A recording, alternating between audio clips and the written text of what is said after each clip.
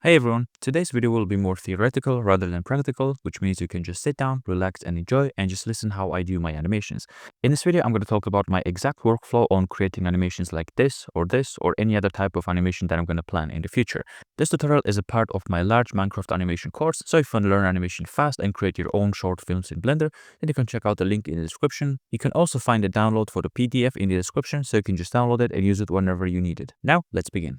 Alright, welcome to the new chapter, which is called Create a Full Minecraft Animation, and we're going to do exactly that. We're going to create a full animation from start to finish based on the knowledge we acquired on the previous lectures. So, first, before we jump into Blender, before we open up Blender, we need a plan. We need a game plan. We need to write down everything we're going to do. So for this one, I created a PDF template, which you can download and use as a guide for this project or for future projects. Everybody has their own workflow, so you can tweak it, make it your own, or you can actually ignore this workflow and work on your own. But the reason why I created this workflow by myself is I did this with trial and error. I tried different things, and this method, this workflow works for me. I tried it, I tested it, and it's actually very good. So I'm going to show you what we're going to do throughout this chapter.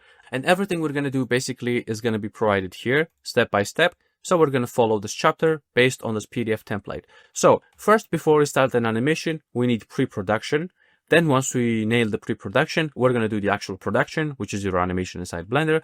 And then we're going to do post-production, which is creating thumbnails, adjusting things, editing the video, publishing, and so on. So now let's get through it. So first we need pre-production, laying the foundation. So what I mean by that is first you brainstorm your idea, you either write down your idea, you get some idea, you get inspired, and then we can come up with a concept or theme for your animation. And if this is your first project, I highly recommend to start small and then scale up in the future. So if it's your first project, make a 5, 10, 20-second animation and don't try to get a full movie. Then do your research. So what I mean by that is you can gather visual references, watch similar animations, study similar films, see how films are made, so you can set the tone of your animation. One cool thing you can do is open up incognito tab on your YouTube or on your browser and then search for Minecraft animation and see what's working. So if you find a popular animation, you can get ideas from that. Obviously, don't copy the creator exactly, but you can get your own ideas, get inspired, and basically make it your own. Then write down your story. So you can open up Google Docs or any other note-taking app. You can open it on your phone, on your desktop, and you can just start writing. You can write simple plan. You can write detailed plan. It's up to you. And keep it simple at first. Even a short outline or basic script will actually get you far, because if you write things down, it's going to be better. If you don't write things down, it's going to be chaotic. You can still do animations even if you don't write anything, but I recommend you write story down. For starters, I recommend you to keep it simple. Then once you write things down, you can extract assets from it. And what I mean by that is when you read your script, you're going to identify what you're going to need. So you can identify which characters you're going to need, what's the location going to be, what are the props, the camera motions you'll need. And then once you figure out which characters or locations or other props you're going to need, you can start downloading them and organizing them into one .blend file, or you can organize them the way you like. Then once you do everything, you can start building your world. So you can either build the world yourself in Minecraft, you can download a custom map online. There are a lot of maps online, which you can download and then import in Blender later. You can also ask your friends to share you some maps, or you can just click on New World in Minecraft, generate a vanilla map and work from there, which is what I do sometimes. Or if you have a team of builders, you can actually create a large worlds by yourself. You can collaborate in Minecraft and then import the ready world inside Blender. Now, once we nail the pre-production, it's time to move on to the actual production. So you can either start with a clean project file or start with a Blender startup file where you have everything else connected. So in this course, I'm going to start with a fresh, empty Blender file so you can see how things are made. And after we finish this course, you're going to be provided with a startup file so you can later open up the startup file, click on Save As, and then keep everything in organized for future folders so that you don't overwrite your startup file.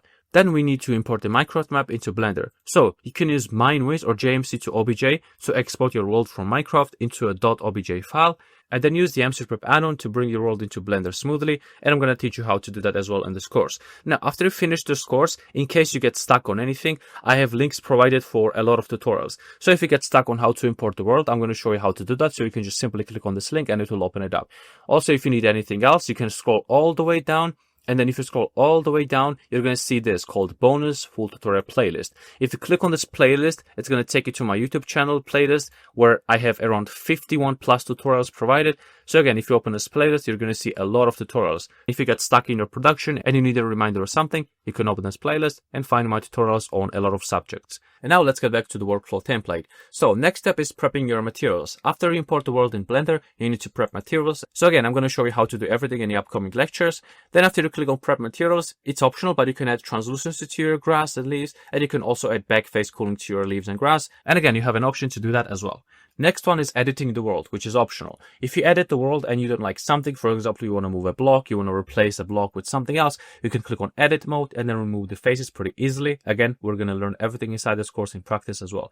Then you can import characters and rigs. So bring your characters. For example, I use the BPS rig version 4, so I usually go to File, Append, and append my characters. Once I bring my characters into Blender, I apply my own skins, I change the eye color, change the eyebrows, customize them, and then basically customize your characters to fit your story. You can use other rigs as well. There are many free character rigs out there, things like Ice Cube rig, Entertainer rig, BPS rig. I'm going to release my own rig as well in the future, the Woodplank character rig, so you can just download any rigs you want. Then, once you import rigs, it's time to focus on the assets. So, add other assets. And what I mean by that, bring your props, mobs, or items, things like swords, bows, torches, whatever you want. And my favorite asset packs are Boxscape Studios asset pack, and the links are provided here. I also like to use Ice Cube Asset Library, MC Prep Spawner tool, and then here, once you click on how to get these assets, it's going to take you to my YouTube video where I show you how to install all of these assets and how to use all of these assets for yourself.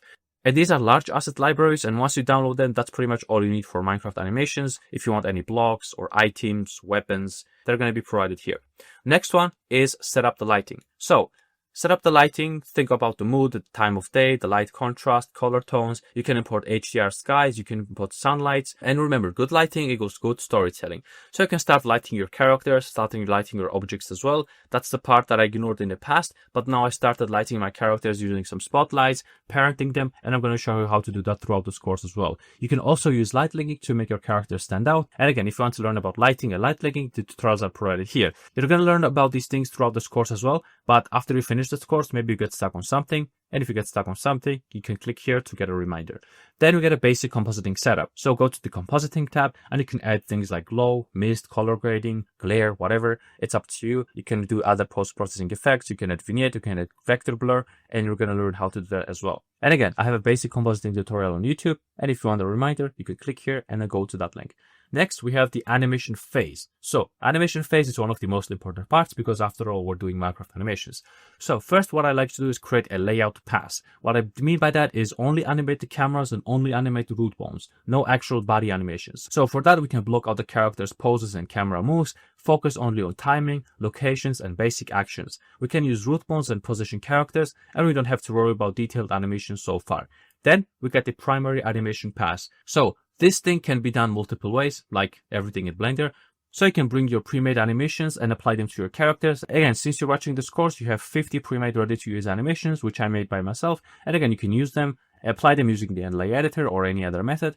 Then you can manually animate too if you want to. You can add custom animations, mix those custom animations with the NLA editor, and so on. It's up to you how you do the animation pass, but we have this in the production phase. Then, if you need the animation library tutorial or how to animate for beginners, we have things provided here. Then we need a polish pass. So we need to polish our animations. We need to add facial expressions, hand gestures, and smooth out the existing animations. If you're using the NLA editor and you need to fix an animation which is turned into an NLA strip, you can press on tab and then edit the strip that way and edit the keyframes like that. Some people use the Animation Layers add-on. It's a paid add-on and it makes life easier, but Animation Layers add-on is very similar to the NLA editor, and I myself use the NLA editor. Now we can animate the lights and environmental elements. So we can animate or parent the spotlights around the characters to keep them lit throughout the animation. We can keyframe the lights to change the position, change the strength, change the color. Again, we can animate a lot of properties inside Blender, including the strength and color of lights or any other objects. We can animate a vector blur on camera cuts to avoid the weird motion blur effects. And we can finally add the wind effect. So if you want your grass and leaves to move with the wind, you can add that effect. But remember, if you add the wind, it's going to lag your scene. So I usually add the wind as soon as I'm sure that I'm finished with everything else. So once you finish everything else, I usually go ahead and add the wind effect to my animations. Then we have the final effects and rendering. So first set the final render settings, choose your resolution, your render engine, either Cycles or Eevee, sample count, color space, output folder, and everything else you need. So once you organize that, we can move on to the last effects, which is the depth of field. So I recommend adding depth of field before the wind. You can actually add the wind and depth of field, that's fine if you have a strong PC. But I usually like to add depth of field, which is called focus. So like we learned in the previous camera movement chapter, we can use empty to focus on an object. We can keyframe the empty's location and adjust the depth of field f-stop value to change the strength on different shots. And again, I have a depth of field tutorial on YouTube. We can add environmental effects, so we can add particles, fog, wind, weather, or any other type of effects we want. And we have tutorials provided over here.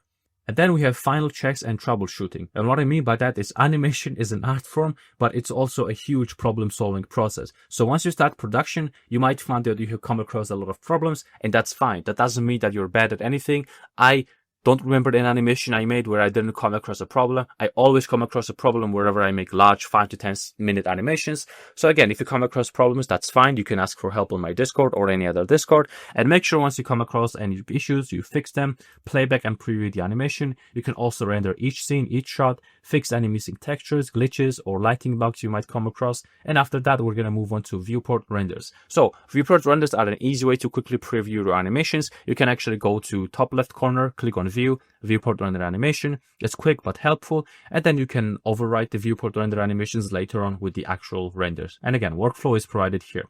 Then we can have the final rendering. So once you're happy with your animation, with your viewport renderings, you can actually render your frames as PNG sequences. I recommend choosing PNG sequences because that's very fast. If you mess up anything, you can actually go back and continue with PNG sequences. If you choose the video format, then it might mess up the entire animation and you might have to re-render the whole animation. Then you have basic video editing. So what I mean by that is you can stitch together scenes, add music and sound effects. You can use Blender's built-in editor, or use editors like DaVinci Resolve, CapCut, Final Cut Pro, and so on. And again, the tutorial is provided here. Then we have post-production and publishing. You can actually go advanced and do advanced video editing in post-production, but I didn't provide it here because for Minecraft animations, I don't do any advanced editing. I just add music, sound effects, and do minor changes. So in post-production, I added create a thumbnail. So once we finish the animation, we can either choose a strong frame from the animation or create a new scene directly inside that Blender file and create a new thumbnail from scratch by adding your characters or objects, adding your props. You can add 2D planes as well. I'm going to show you how to do that. And then we can render it, save the image, and then we can improve it in Canva if you want to. So you can either save the thumbnail directly from Blender, or you can use Photoshop or Canva or any other photo to enhance the thumbnail and make it look better. Then we need the SEO, search engine optimization. And what I mean by that is you need to write your title, tags, and description somewhere. For example, I use Google Docs, but you can use any other note-taking app. I write down my title, tags, description, and chapters and everything else I need, and I copy paste it later in YouTube. So before I render my full video, I make sure to have my title, tags, and description and everything else ready. So make sure to make it searchable, use keywords like Minecraft animation, and include characters' names like Steve, Alex, Herobrine, Entity 303, or any other character if you have them in your animations and if it's relevant. Then the last step is upload and publish. So once you finish everything, make sure to export the animation from the video editor, which I'm going to show you how to do that later on in this course. And once you have your video ready, once you have your title, description, and tags and everything else ready, and then you're ready to go to YouTube and upload. You can either go to YouTube, TikTok, Instagram, Discord, Reddit. It's up to you. You can share it anywhere. And once you upload your animation, and if it reaches a lot of people, you're definitely going to receive feedback. People are going to tell you good things, bad things, neutral things. So make sure to take your feedback, learn from it, and then level up your next animation and consider that feedback for your next animations. Now, if I scroll down on the last page, I have a bonus where I provided the full tutorial playlist where I have 50 plus tutorials on YouTube. So if you get stuck with anything, you can use that. And then I added a final important note here. Basically, I'm telling you that this is my own workflow, which I created with trial and error. But again, feel free to tweak this or to your own liking. Feel free to ignore it if you don't like it. And if you create your own workflow, or maybe you find a new workflow which works best for you, then feel free to use that. So feel free to adapt on your own. Feel free to use this as you want. You can either follow it by 100% or you can use some of the steps here, and it's up to you. So that's the main note right here. And this PDF document is going to be provided in the course files, so you can open it up anytime and revisit this anytime you want. Now, in the next lectures, we're going to start actually animating, so we can ignore the boring theory and we can actually start animating and be creative. So with that being said, let's move on to the next lectures, and I will see you there.